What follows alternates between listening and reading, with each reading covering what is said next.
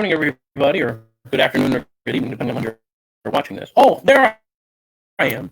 We are live. The frailties and foibles of doing things in this world. Anyways, this is Scott Walters, and you are watching the Walters Wandering Travel Podcast, Episode 3. And my special guest is going to be Dave Meihofer from Celebrity Cruises. We'll bring him in 1 second. But I do want to let you know of an exclusive offer that Dave has set up, and I'm going to sweeten the pot even more. Any bookings on Celebrity Cruises for a 7-day cruise or more, with the exception of the Galapagos, you'll get an extra $100 onboard credit above and beyond any other promotions that may be going on. You have to book between today and the 15th of November with me, Scott, at Go Way Often Travel. You do that, and you're all set. You'll get an extra $100 from Dave and from Celebrity on top of anything else that's going on. And I'm going to sweeten the pot, and I'm going to double it. So if you book any Celebrity Cruise, 7 days or more, to travel anytime in 2021, I'll double the onboard credit to be $200 extra on top of anything else. And if you go to the Galapagos anytime in 2021, I'll throw in $100 onboard credit myself because I'm such a nice guy. So now let us bring in Dave Meihofer from Celebrity Cruises. He's going to talk about celebrity, about cruising, and other stuff. Mr. Dave, good morning. Good morning, Scott. How are you? I'm good. Better than the weather, as I like to say, because this weather's been just downright nasty all week here, and it's not going to get any better. In fact, where I am, we're actually expecting an inch or two of wet snow tomorrow morning. Can you believe that? Oh, really? We're getting some runoff from the hurricane coming up right now. Today's supposed to be basically a washout all day for us. I'm in New York. It's terrible. Yeah, it's terrible. I know you're out on Long Island, but you've been working with Celebrity Cruises for a while now. So I guess the first question is, tell us a little bit about Celebrity Cruises and what makes it a different and unique cruise offering. Sure. So it's funny. The avid cruisers, people who have cruised quite a bit, they're probably pretty familiar with not only Celebrity, but other brands that are out there. But for those of you who are tuned in, who have maybe never been on Celebrity, one of the great things about us, or one of those differentiators, is we are a mid-size cruise ship brand. And when I say a mid-size cruise ship brand, our largest vessel is just over 3,000 guests. We do not have any of those, 5,000 or 6,000 passenger behemoths, if you will. That's not our thing. But as far as the larger cruise lines, we tend to be one of the mid-sized cruise ship vessel offerings. That's one of the big things. So it's less crowds, it's less people overall, less cattle herding, quote unquote, if people, have been on cruises before. But that's one thing. Another big thing for us is the culinary programs that we have on board. And Scott, you're probably pretty familiar with some of the trade publications that are out there and trade awards that are given out on an annual basis. But in culinary respects, that's our wheelhouse. We are led by a Michelin star rated chef who crafts all of the menus throughout the main dining rooms aboard our fleet, but also all the specialty restaurants. So the food is tremendous. If you're looking for a cruise line with good food, look no further. And then lastly, as far as differentiators go, I would really say the fact that while we are a very kid and family friendly brand, we tend to cater for the adult audience. So whether it's a couple celebrating their honeymoon, whether it's a group of friends who are traveling, you don't have to worry about literally 1,000 or 2,000 kids running around the ship during your vacation experience. It's a little bit more adult focused. Don't get me wrong, I mentioned this before. We do some tremendous thing with the kids and the kids programs, but we typically lean towards the adult travel. Well, those are great things, and I know that from people who have booked with Celebrity, they have always come back raving about the food selections, the mixology things, all those things. The wine list it's all tremendous, and again, those are things that are really good, and it certainly shouldn't deter anyone from going, because you don't have to be a food snob to enjoy the Celebrity Cruise experience.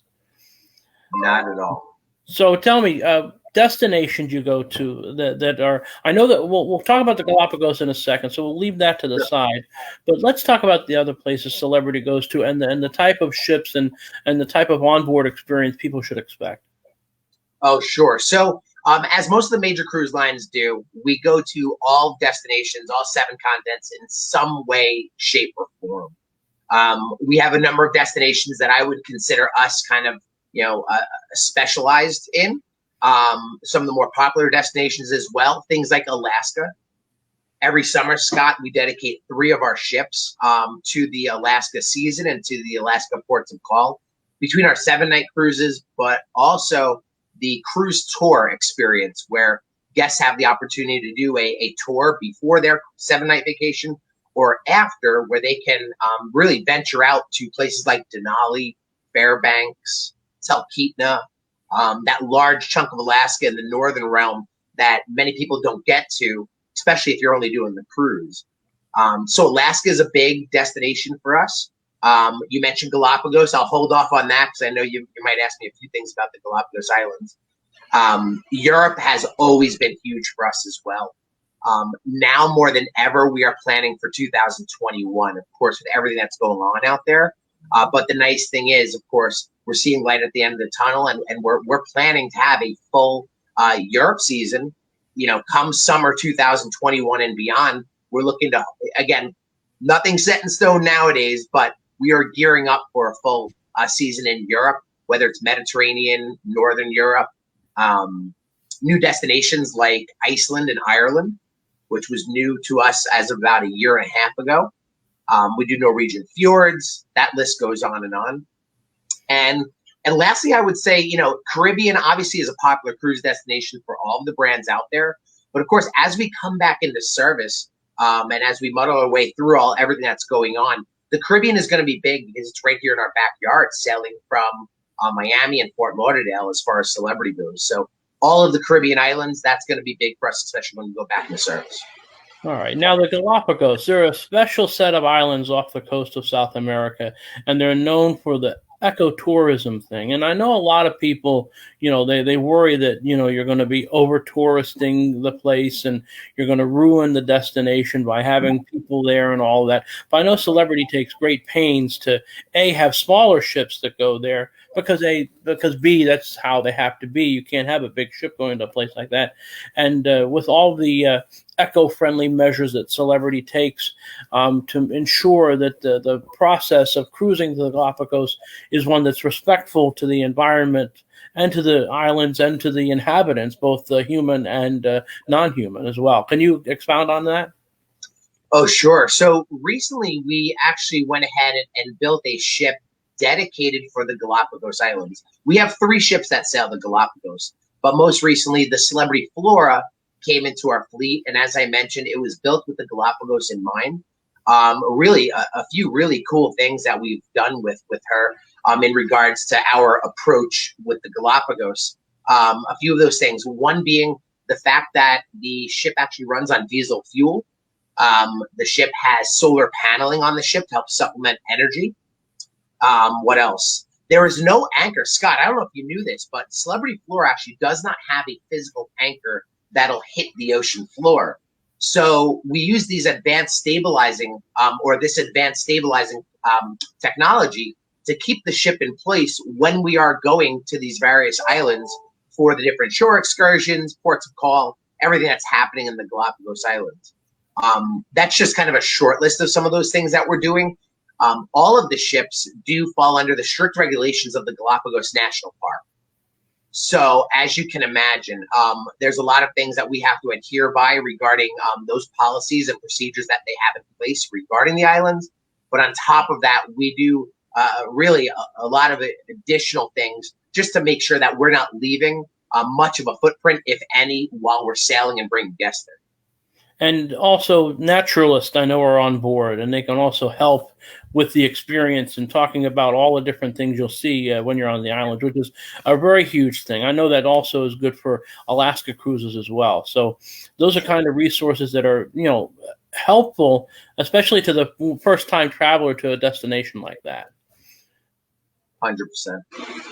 So tell me now. I did mention before I brought you on that we do have an exclusive to Go Away Often Travel, which was you're going to throw in an extra $100 onboard credit on top of any other promotion that's going on.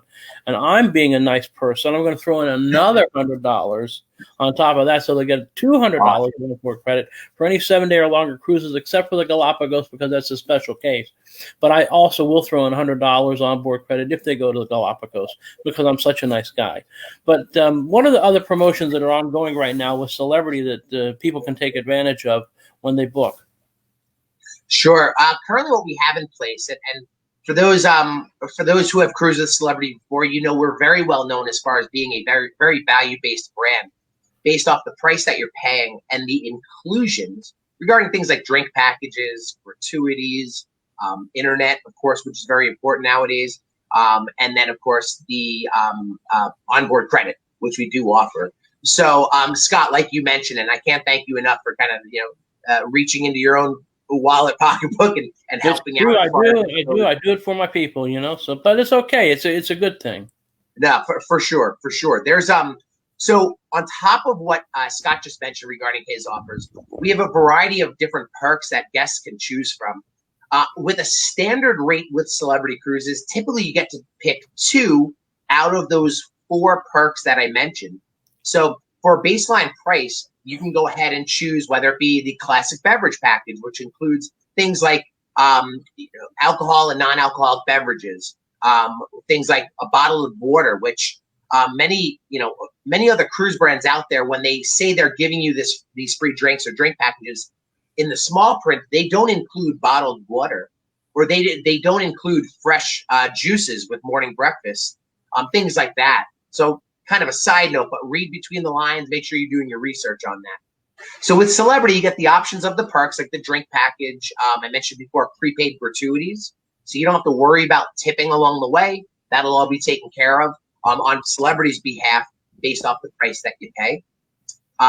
That's kind of a standard thing we do. But right now, up until I believe it's November 3rd, we actually have a low rate price where typically, we don't include any perks because you're paying such a low price. We are actually throwing in that beverage package that I just mentioned, Scott. So guests can pay a super low price at the moment and get a free classic beverage package for the first and second guest in the cabin that will be included in that low price. That's kind of the big offer that we have right now. There's some additional savings within. And then come November 3rd, which is right around the corner, and just after, we're going to be releasing a new offer. I don't have that right now because we're working on a lot of things, as you can imagine, as the days go by, and all the things that we're looking to do when we come back into service. Well, that sounds great. And now, Celebrity last year was, I think it was last year, introduced the Edge with the. Oh, yeah. And the sister ship is coming out soon. Am I correct? That's correct. So we came out with Celebrity Edge, which was game-changing, not only for the cruise industry, but for Celebrity Cruises as a brand, of course. So its sister ship, Celebrity Apex, she was scheduled to come out in March of this year. But then everything happened, right? So Celebrity Apex, she is built. She is ready to go. She is off the coast of Florida right now, actually waiting. So she's come over from Europe. She's ready to go. Basically, our next steps is as soon as we get the green light and we can say go, we have a firm sailing date for Apex. We're going to get all of our crew. We're going to get them all back to the ship, get on board, get revved up over a few weeks, and then be ready for those sailing guests when she is back in service. Now, the next question is an important one, and I think it's one that has to be gone over. In these days of COVID, there's still a lot of people who are kind of wary about the whole, should I go on vacation? Should I go on a cruise? It's a petri dish, Nova, the Nova virus thing, and then now the COVID thing. What are the steps Celebrity's taking in order to make cruising as safe as possible, and maybe even safer than going to your local big box store brand? Sure. So actually, over the next few weeks, we are set to release all of our healthy return to service policies, procedures, guidelines, and everything that we need to do to ensure that our guests have 100% no risk chance of getting sick And of course, that goes to our staff. So basically, when I say that, and I didn't mean to mix words there, we want to make sure that there's basically a 100% guarantee that everybody's going to go on vacation and return healthy. There's a lot of details being worked out. We, over the past, now it's been 7 or 8 months, we have created this whole Healthy Return to Service Blue Ribbon panel led by Richard Fain himself, who, of course, is our #1 guy for the Royal Caribbean Group, celebrity sales under that umbrella of Royal Caribbean.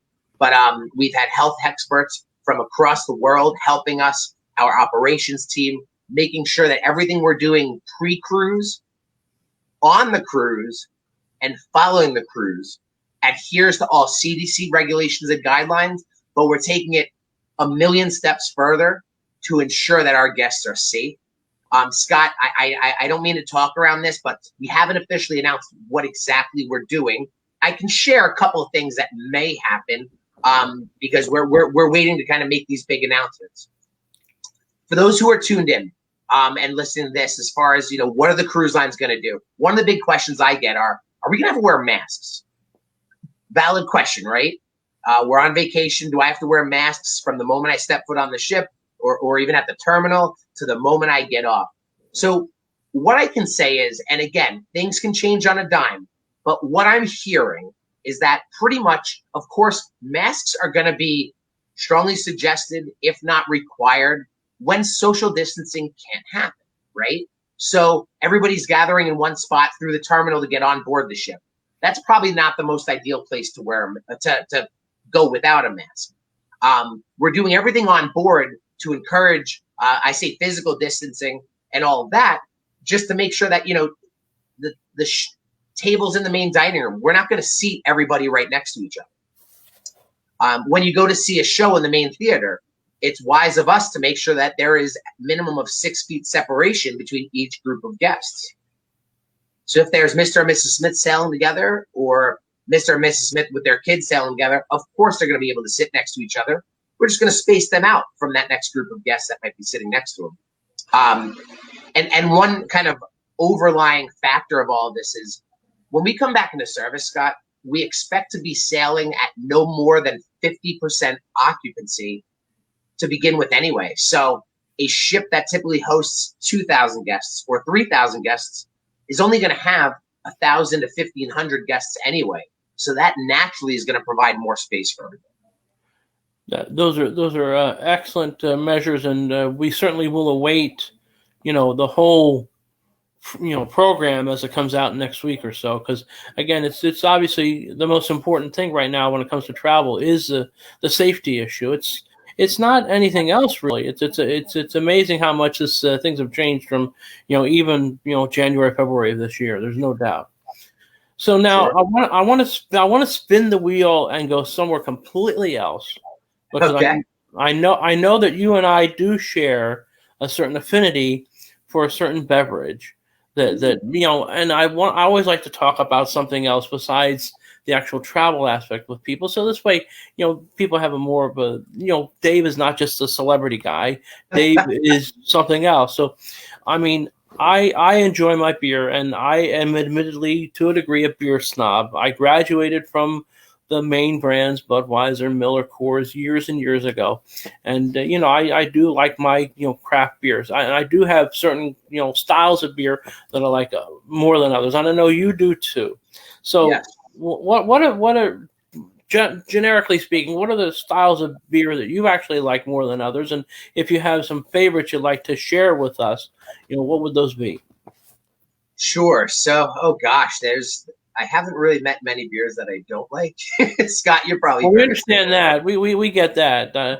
But I'm sure there may be, like me, I'm not an IPA guy. Okay. Yeah. I'll take a perfunctory sip and say thanks, no thanks. Whenever it comes to any of these tasting things. But if you put a porter or a stout in front of me, I'm a happy boy, and you can just keep filling up the glass. So in that aspect, what kind of beers are your favorites as far as that goes?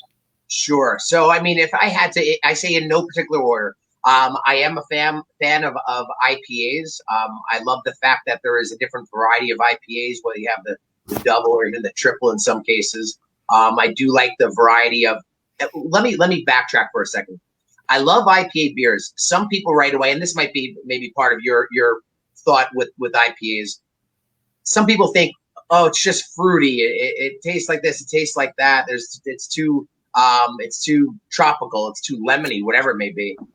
For me, I enjoy a good IPA that maybe has some kind of fruit notes and things like that. But I don't want to get away from the taste of beer, right? I want something that still tastes like a good beer, but doesn't go too far off in another direction where you just feel like you're tasting a glass of juice or a glass of something else. But IPA, that's my go-to. I think you mentioned stouts and porters. I've actually grown probably over the past 3 years to really start enjoying them, especially almost like as a dessert beer in some cases, Right. with those chocolate or coffee type of notes and styles that are out there. Porters being a little bit, I don't know about you, but I know porters tend to be a little bit lighter. They look thicker or more full than they actually are. And I enjoy them actually. I could have a few of them in a sitting if it's nice, especially nowadays in the fall, right? Sitting out by the fire. Sure. Love them. Yeah, I could go on and on. Sorry, Scott. No, it's okay. Any specific beers that you would recommend? Again, and it's funny because now we're getting these things like beer pairings and all of that, like they do with wines. And me, if you give me a nice big ribeye, I want a nice healthy, stout or porter with that. But then for dessert, you can still have a different kind of porter beer, or stout with like those kind of chocolatey elements. And in the summertime, you get me the grapefruit beer from Germany that I first tasted at Epcot, and I'm a happy guy, So Yes. I mean, there's so many different good things, out there in beer. There's no doubt. I agree. I mean, most recently, actually, along the lines of stouts. I don't know if you had Founder's Breakfast Stout. Oh, that's an excellent one with the oatmeal type taste in it. It's beautiful. It's A beautiful absolutely thing. phenomenal. I don't know if my eyes and my vision is a little crazy, but I know typically for me a good stout, when you pour that into a glass, obviously you want to pour it right where you have a nice good head on that thing and you can smell the aromas. But there's almost, in some cases, you can almost, for me, I can almost see like this purple tinge to it. The colors get a little wacky that you're not used to seeing. And typically when I see that, after I taste it, I'm like, all right, it looked the part and it tasted the part. Yeah, there's a good one. Lake Placid Brewery has a great chocolate stout. Ooh. And Keegan's has Mother's Milk. They're from Kingston, New York, and I recommend that one highly as well. So, Okay, and I will keep that one in the bank to go to. Those are definitely good ones. Well, I think we've covered everything. Just a reminder that between now and November 15th, if you book with me, you get an extra $100 off of any 7-day or longer cruise except the Galapagos from Dave. You'll get another $100 from me, making it $200 onboard credit on top of any other offers that may be available. And then if you're going to the Galapagos, which make me jealous, I'll throw in $100 onboard credit for that. And I think that can help you make a decision. And don't worry. Listen, Celebrity also has a cruise with confidence guarantee thing. So if things get wonky, you can go ahead and we can put off the cruise. We can move it to another time. Celebrity is making it very, very convenient for people if there's still issues to take care of that. Do you want to expound on that before we go? Sure. And that was one thing since this whole thing went down, dating back to, I guess early March, right? Late February, early March timeframe. We needed to create flexible programs, not only to make sure that we continue to keep that confidence of our guests and our travel partners, to make sure that they know, we have their backs. If Celebrity is canceling cruises, if we cancel on somebody, we're going to give them 100% of their money back, or in some cases, we'll give them 125% future cruise credit, which is phenomenal. So they'll have more money to play with when they book their future cruise.